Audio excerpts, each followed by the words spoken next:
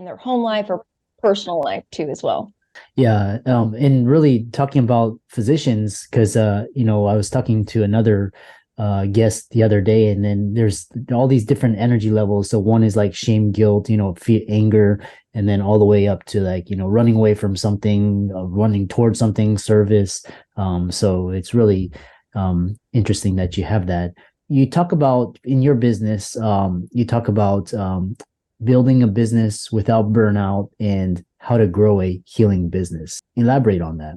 Yes, absolutely. So I feel like over the years of being an expert or a business owner, we hit this ceiling where we tend to be like, am I still going to go towards this like bumpy ceiling and almost create this burn, right? Or like frictiony energy? Or am I going to kind of blast through that and allow myself to go beyond that ceiling? Usually we'll experience some kind of burnout at least a decade into our careers.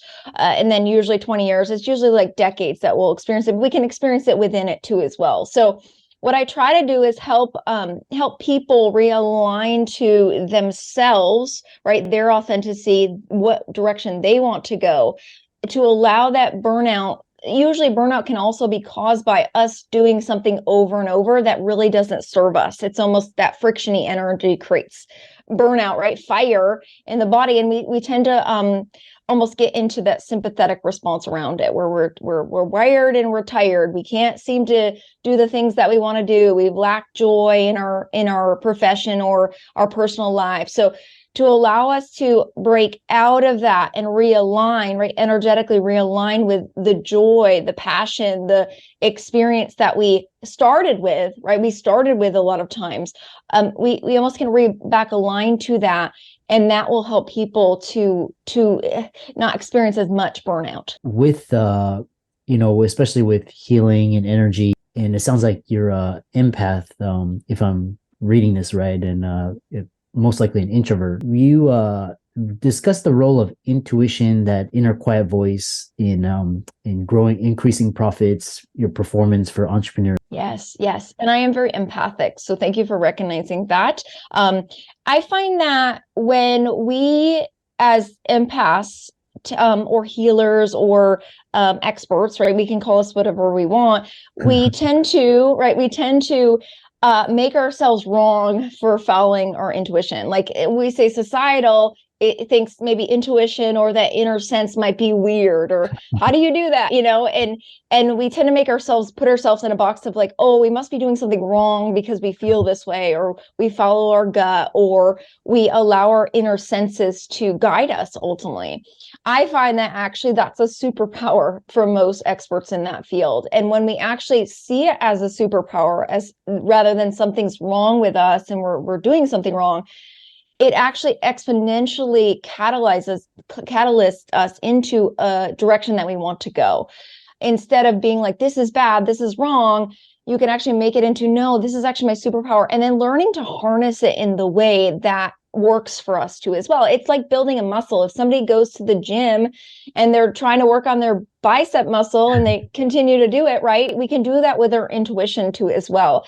If we learn to trust it and follow it, it actually can be a really big strength of ours when we make decisions, or when we make financial decisions or personal decisions. It can be a very big helper for us. And for the audience, a lot of because basically, especially the ones that have been, kind of drowned out, discuss, kind of intuition. Is it like, is it gut? Is it auditory, visual? Is it a sense? Sometimes you can, you have things that predict it, kind of, so people can start like paying attention to those new insights and prompting. Yeah, so this is a great question, Chris. And I love this question because I think everybody thinks it's like a certain way. So the truth is, most people have a sense that's strongest for them. So a lot of people have like the clairsentience, right? So they feel that, like they feel it internally and they follow that feeling. Some people are visual, so it's a clairvoyance, and they actually see the outcome happening within their mind. Some people are clairaudient, so they can actually hear. Most of the time people have a combination effect, but there's usually one that tends to be strongest for people. So if you can identify like, yeah, actually, I really do feel, and as empaths, We can feel a lot, right? We can actually feel a lot. So if you identify that and go, okay, well, my main clear sense is feeling, then we can actually become more in tune with that. It doesn't mean you can't have the other ones, but once you recognize, and you could almost reverse engineer it, I'm sure everybody's had a time in their life where they follow their gut. Well, how did you do that? What was the first sense? Did you feel it? Did you see it? Did you hear it? Did you even smell it? Some people have clear smelling sense, right? They can actually smell things. That's probably like the least common, but it's true. They can actually have that. So when we start to get clear on what that is for us, it allows us to become aware. Therefore, we can utilize it better. Yeah. And then think when you say utilize, first step is awareness, and then you kind of identify it. And then how do you advise or recommend people use it? Is it like, taking an action? Is it listening? Is it journaling? How do we use these powers? Absolutely. So, and I did leave one off. There's also clear knowing too, as well. Some people just say, well, I just know, right? Like I actually just know. So what I say is the first step for most people to start to identify it is to do it with small things. Okay. So do it with the small things that you're like, oh, I feel like my body needs to go for a walk today. And then you go for a walk and then you actually feel better, or you run into an old friend or something happens where you're like, oh, I just knew that I was supposed to go for that walk. And what it does, it actually creates more positive reinforcement around that you have that. And then you can know how to utilize it. So make it with a small decision. It doesn't mean that you have to make these big decisions, but you're like, oh, what color do I want to paint my living room? Oh, I really feel inclined to paint it purple or something like that, right? And it's like, well, maybe red sounded better, but I really went with purple. And then you notice how much of a big difference it makes for you. Or you pick out, you're hiring somebody and you're like, I really feel like this person is the best fit for this. So you allow yourself to practice it, I would say like small ways, and then you can utilize it in bigger ways and bigger decision making in your life. Yeah.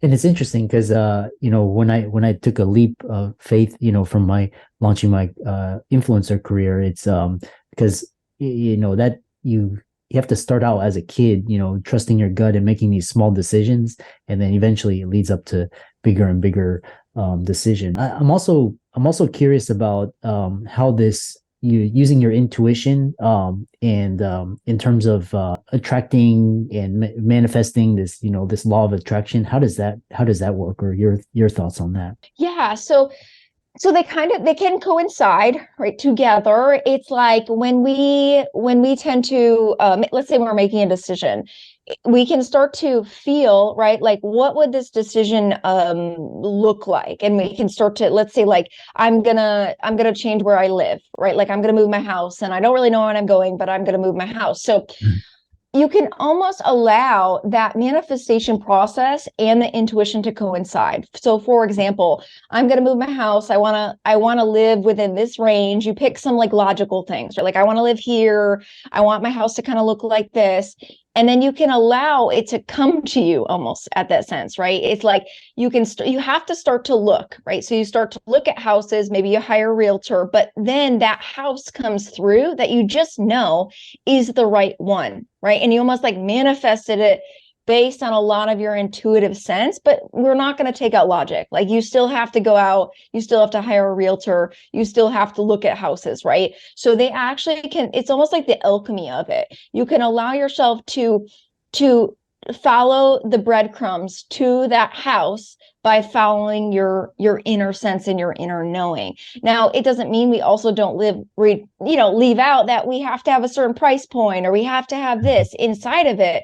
We don't have to take that out to make it actually work for us and have the entire kind of package come into reality. Yeah. And it's sometimes it's like sometimes you get this sense and then you follow it, but then nothing is of it, but it's kind of an exercising in following your intuition. And sometimes your clairvoyance, or you think something maybe doesn't happen, or and then it's so fascinating how the universe works, and serendipity and synchronicity. Really interesting conversation. I'll end with one final question: is this inner cultivation of the CEO? Elaborate on that concept and how you help clients in their journey. Yes. So this is something that I work with. This is almost like that inner journey that we create as a CEO or as an expert. We know that it's almost like the strengthening of our inner guidance, right? The strengthening of our inner personality strengths, right? Like what we're here to bring to the world. So really helping people to cultivate that and not allowing ourselves to go so much into like sabotage patterns. Like we're still human. We're not going to take out the humanness. It doesn't mean we are never going to sabotage ourselves in our entire life, but we want to do less of that, right? So the inner cultivation is actually allowing people to become in energy alignment with what their dreams really are, and then how do you get there, and then to become more in alignment and integrated with your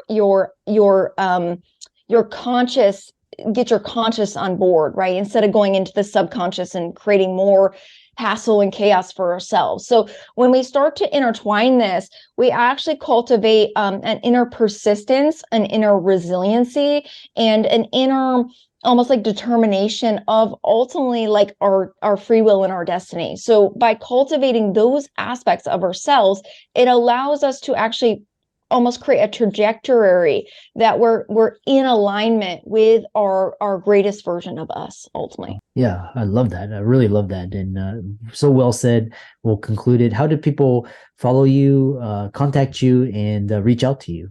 Yeah, absolutely. So I have beyondinstitute.org. That's my website. And then I'm very active on Facebook too as well. If you just find me at Katie Edwards Corbin on Facebook, that's probably the one that is easiest to contact me. Yeah. And for all the listeners out there, let's thank Katie for coming onto the show, really describing these really esoteric concepts, making them more concrete, bringing them to your conscious awareness. Hopefully you get inspired, use them in your journey. And be sure to check her out. She's on Facebook, LinkedIn, Instagram, Twitter, TikTok, as well as she has a resource where it's a leadership element quiz and shows your strengths of leadership styles according to your element. So with that, thanks so much. And thanks for coming onto the show. Thank you, Chris.